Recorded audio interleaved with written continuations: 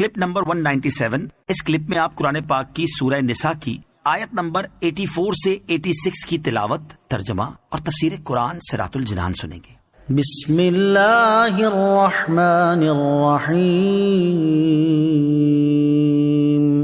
ترجمہ: اللہ کے نام سے شروع جو نہایت مہربان رحمت والا ہے. فقاتل فی سبیل اللہ لا تکلف الا نفسك وحرض المؤمنین عسى الله ان يكف بأس الذين كفروا والله اشد بأسا واشد تنکیلا. ترجمہ: تو اے حبیب اللہ کی راہ میں جہاد کریں، آپ کو آپ کی طاقت سے زیادہ تکلیف نہیں دی جائے گی، اور مسلمانوں کو جہاد کی ترغیب دیتے رہو. ان قریب اللہ کافروں کی طاقت روک دے گا، اور اللہ کی طاقت سب سے زیادہ مضبوط ہے اور اس کا عذاب سب سے زیادہ شدید ہے. فقاتل فی سبیل اللہ، تو اے حبیب اللہ کی راہ میں جہاد کریں. اس آیت کا شان نزول یہ ہے کہ بدر صغرا، چھوٹا غزوہ بدر، اس کی جنگ جو ابو سفیان سے طے تھی، جب اس کا وقت آ پہنچا تو سرکار عالی وقار صلی اللہ تعالی علیہ وسلم نے وہاں جانے کے لیے لوگوں کو دعوت دی. بعض لوگوں پر یہ گراں ہوا تو اللہ تعالیٰ نے یہ آیت نازل فرمائی اور اپنے حبیب علیہ الصلوۃ والسلام کو حکم دیا کہ آپ جہاد نہ چھوڑیں اگرچہ تنہا ہوں. اللہ عز و جل آپ کا ناصر و مددگار ہے، اللہ عز و جل کا وعدہ سچا ہے. یہ حکم پا کر رسول کریم علیہ الصلوۃ والسلام بدر صغرا کی جنگ کے لیے روانہ ہوئے اور صرف 70 سوار ہمراہ تھے. چنانچہ فرمایا گیا کہ آپ جہاد کے لیے جائیں اور آپ کو آپ کی طاقت سے زیادہ تکلیف نہیں دی جائے گی، خواہ کوئی آپ کا ساتھ دے یا نہ دے، اور اگرچہ آپ اکیلے رہ جائیں، ہاں مسلمانوں کو جہاد کی ترغیب دو اور بس. پھر اللہ عز و جل نے فرمایا کہ اللہ کریم کافروں کی سختی کو روک دے گا. چنانچہ ایسا ہی ہوا کہ مسلمانوں کے اس چھوٹے سے لشکر سے کفار ایسے مروب ہوئے کہ وہ مسلمانوں کے مقابلے میں میدان میں نہ آ سکے. سید المرسلین صلی اللہ تعالی علیہ وسلم کی شجاعت. اس آیت سے ثابت ہوا کہ تاجدار مدینہ صلی اللہ تعالی علیہ وسلم شجاعت میں سب سے اعلیٰ ہیں کہ آپ کو تنہا کفار کے مقابل تشریف لے جانے کا حکم ہوا اور آپ آمادہ ہو گئے. حضرت انس بن مالک رضی اللہ تعالیٰ عنہ فرماتے ہیں حبیب خدا صلی اللہ تعالی علیہ وسلم تمام لوگوں سے زیادہ شجاع اور بہادر تھے. حضرت عبداللہ ابن عمر رضی اللہ تعالیٰ عنہ فرماتے ہیں میں نے نبی کریم علیہ الصلوۃ والسلام سے زیادہ بہادر اور طاقتور، سخی اور پسندیدہ کسی کو نہیں دیکھا.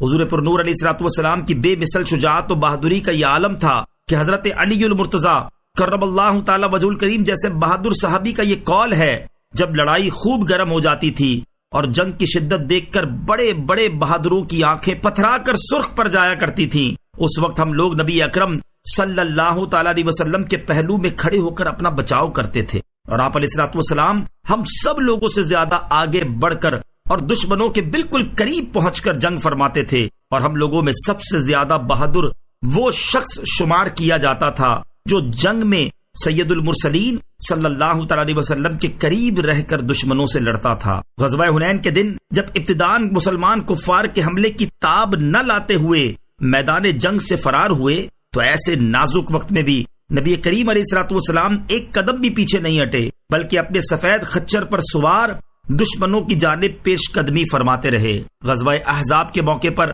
خندق کھودتے ہوئے ایک ایسی چٹان ظاہر ہوئی جو کسی سے نہ ٹوٹ سکی. سرکار کائنات علیہ الصلوۃ والسلام کے وار سے وہ چٹان پارا پارا ہو گئی. ایک رات اہل مدینہ ایک خوفناک آواز سن کر دہشت زدہ ہو گئے تو اس آواز کی سمت سب سے پہلے حضور علیہ الصلوۃ والسلام تشریف لے گئے. اعلیٰ حضرت رحمت اللہ تعالی فرماتے ہیں تم ہو حفیظ و مغیث، کیا ہے وہ دشمن خبیث، تم ہو تو پھر خوف کیا، تم پہ کروڑوں درود. من يشفع شفاعة حسنة يكن له نصيب منها ومن يشفع شفاعة سيئة يكن له كفل منها وَكَانَ اللَّهُ عَلَى كُلِّ شَيْءٍ مُقِيتًا. ترجمہ: جو اچھی سفارش کرے اس کے لیے اس کا اجر ہے اور جو بری سفارش کرے اس کے لیے اس میں سے حصہ ہے، اور اللہ ہر شے پر قادر ہے۔ من یشفع شفاعتا حسنہ، جو اچھی سفارش کرے۔ اچھی سفارش وہ ہے جس میں کسی کو جائز نفع پہنچایا جائے یا تکلیف سے بچایا جائے، اس پر ثواب ہے۔ جیسے کوئی نوکری کا واقعی مستحق ہے اور کسی دوسرے کی حق تلفی نہیں ہو رہی تو سفارش کرنا جائز ہے، یا کوئی مظلوم ہے اور پولیس سے انصاف دلوانے میں مدد کے لیے سفارش کی جائے۔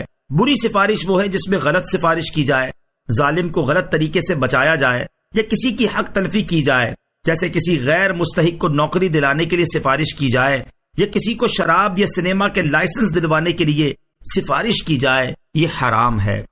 وَإِذَا حُيِّيتُم بِتَحِيَّةٍ فَحَيُّوا بِأَحْسَنَ مِنْهَا أَوْ رُدُّوهَا إِنَّ اللَّهَ كَانَ عَلَى كُلِّ شَيْءٍ حَسِيبًا۔ ترجمہ، اور جب تمہیں کسی لفظ سے سلام کیا جائے تو تم اس سے بہتر لفظ سے جواب دو یا وہی الفاظ کہہ دو، بے شک اللہ ہر چیز پر حساب لینے والا ہے۔ وَإِذَا حُيِّيتُم بِتَحِيَّةٍ، اور جب تمہیں کسی لفظ سے سلام کیا جائے۔ اسلام سے پہلے اہل عرب کی عادت یہ تھی کہ جب وہ ایک دوسرے سے ملتے تو کہتے حیاک اللہ، یعنی اللہ تعالیٰ تجھے زندہ رکھے، اور جب دین اسلام آیا تو اس میں اس کلمے کو سلام سے تبدیل کر دیا گیا، اور یہ کلمہ حیاک اللہ کے مقابلے میں زیادہ کامل ہے، کیونکہ جو شخص سلامت ہوگا تو وہ لازمی طور پر زندہ ہوگا، اور صرف زندہ شخص سلامت نہیں ہو سکتا کیونکہ اس کی زندگی مصیبتوں اور آفات سے ملی ہوئی ہے۔